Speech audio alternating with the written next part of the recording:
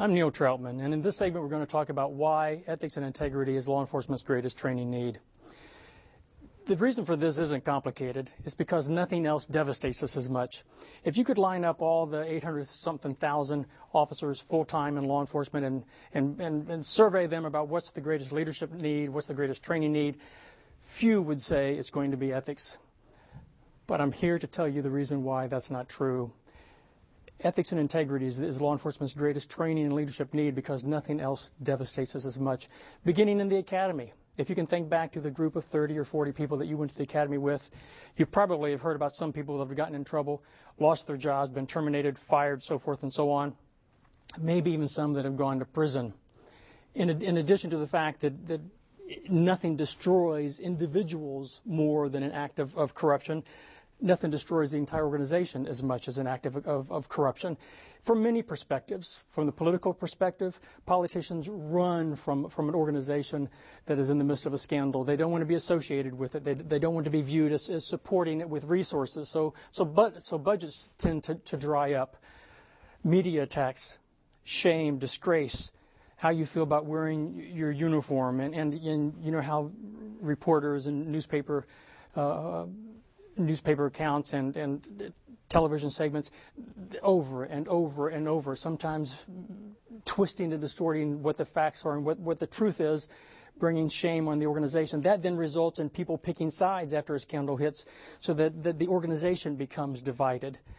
And talking about people, line supervisors, mid-level management, administrators, the reality once again is what holds the greatest potential for destroying your career goals, your career dreams, is scandal, is corruption, is misconduct. And you don't have to have any knowledge that it was occurring. You don't have to have been there at all. It's not like you had to have anything to do with it.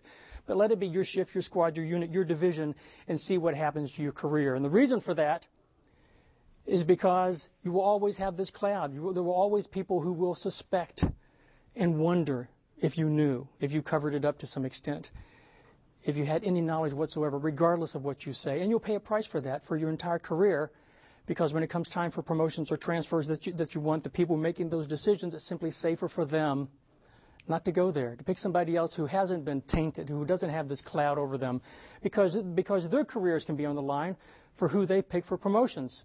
It's simply safer not to go to you. And then the last reason is the most devastating, the most disheartening of all. The last reason is this. Every study I've ever read has shown that at least twice as many people in law enforcement commit suicide than die in the line of duty. And let me touch on that phrase, die in the line of duty. That isn't what many people think. It's not the number of personnel that's going to be murdered this year in law enforcement. It's two statistics combined that defines that phrase, die in the line of duty. In addition to murders, it's also those that will die by accident. A couple of times in the last decade, there have been more accident deaths than those felonious assaults and murders. Every study, to the best of my knowledge, that's ever been done has shown that at a minimum, twice as many of us commit suicide than die in the line of duty. Some of them will result because they've committed misconduct. They've been found out. And their life is turned upside down, regardless of how they were able to rationalize it, regardless of the financial need that may have drove them to the act. Picture, wherever you work, being a sworn personnel, and you now know that the administration, internal affairs, is on to you. And you know they know everything, and you know what's coming. Not only are you going to lose your job, you're going to lose your career. But it's worse than that. You're going to hurt those that love you the most in life, your immediate family. In some cases, the person walks out of their building and the reporters have already heard about it, and they're camped out in the parking lot, and the film crew's going, and the photographers are taking snapshots, and there's reporters trying to get quotes from you. And you finally get to your car and you realize, where are you going to go? You know, you shut the door, you even locked the door, you've turned on the engine. Where are you going to go? Home? To face your family? To tell your spouse what you've been doing and trying to rationalize and somehow convince him or her that it was okay? You've lost everything?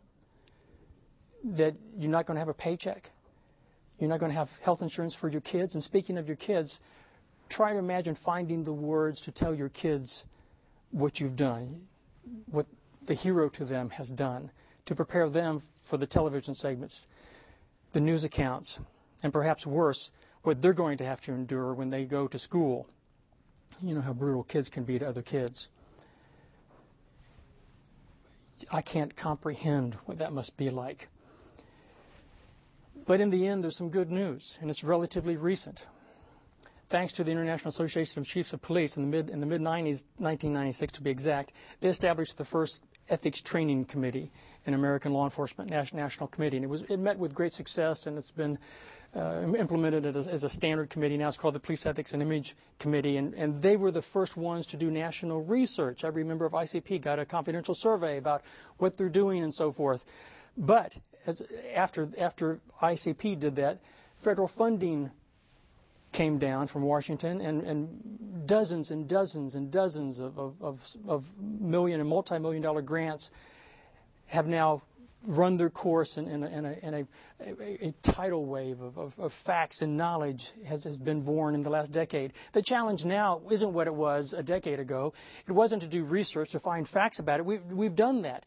Thousands of scandals have been dissected and analyzed. From that bore all the knowledge that we need. The challenge now is to get the knowledge to the people who need it, people who are at risk. The reality is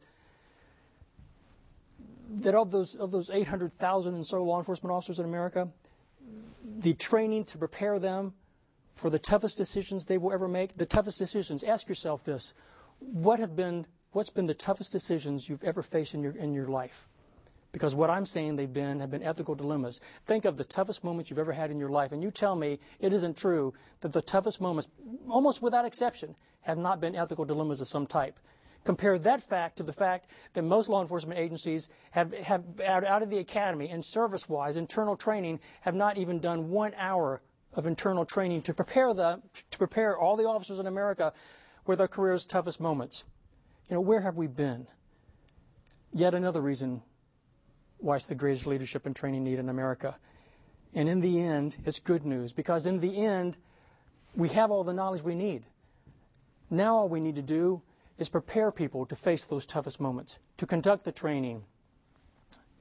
In some organizations, administrators are fully supportive of this and are behind it, resources are poured into it.